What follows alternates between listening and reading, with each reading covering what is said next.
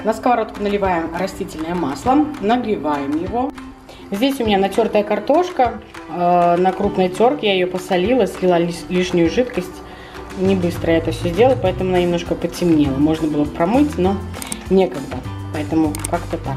Делаем такой тонкий слой, но вот так вот, смотрите, его прижимаем, ровненьким делаем, чтобы он прям хорошо запекся. Очень плотно с помощью лопатки или ложкой его прижимаем, чтобы он такой был равномерный, одинаковый везде в толщине. Сейчас выкладываем начинку. Так, здесь у меня фарш, такой небольшой слой, и сыр натертый на терке. Сейчас закрываем вторым слоем картошки и на среднем огне при закрытой крышке будем запекать с одной стороны. Также забыла сказать, что фарш у меня приправлен, то есть специи, естественно, я добавляла, плюс натерла лук. То есть почти как на котлеты, кроме яйца и хлеба, это не добавляла. Сейчас берем вот так вот лопаткой, все хорошенечко прижимаем, закрываем крышкой и на среднем огне будем готовить. Изначально огонь можно сделать больше, чем средний, чтобы первая часть запеклась хорошо. Потом делаем огонь поменьше, накрываем крышкой, и чтобы внутри также все начало пропекаться. Держим где-то так еще некоторое время. Когда слышите, очень там скворчит, можете сделать огонь поменьше или посмотреть, аккуратненько посмотреть лопаткой, как там внизу.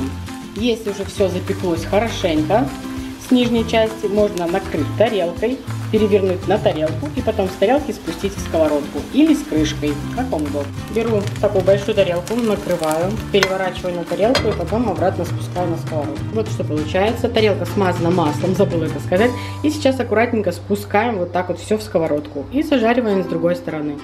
Как вы видите, ничего не сломалось, все держится. Делать это нужно аккуратно, не спеша, и все у вас получится. Все, сейчас опять накрываю крышечкой. Зажарю где-то пару минут с этой стороны на большом огне, либо среднем. Потом сделаю поменьше огонь и с маленьким огнем под крышкой буду запекать до готовности. Это будет, может быть, 5-7 минут. В общем, буду смотреть. Ну что ж, друзья, все готово. Не торопитесь. Закрывайте крышечкой на маленьком огне, ждите, пока пропечется внутри. И все будет готово. Волноваться не надо, что слой не пропечется, не прожарится.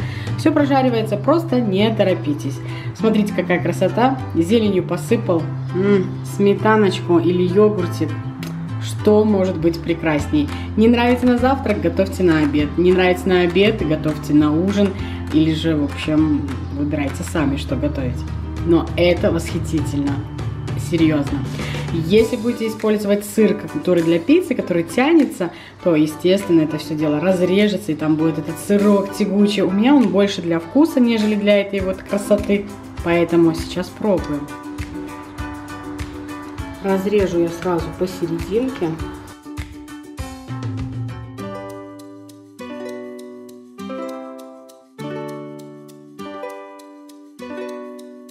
Все окей. Внутри все пропеклось. В общем, ребят, на этом я буду заканчивать, потому что уже мои стоят и ждут. И будем кушать. Так что готовьте, не сомневайтесь. Жду ваши лайки, комментарии. И если не подписаны на канал, обязательно подписывайтесь. Здесь очень много вкусных, простых и быстрых, и экономных рецептов. Все. Всего хорошего, приятного аппетита, будьте здоровы и счастливы. Пока-пока.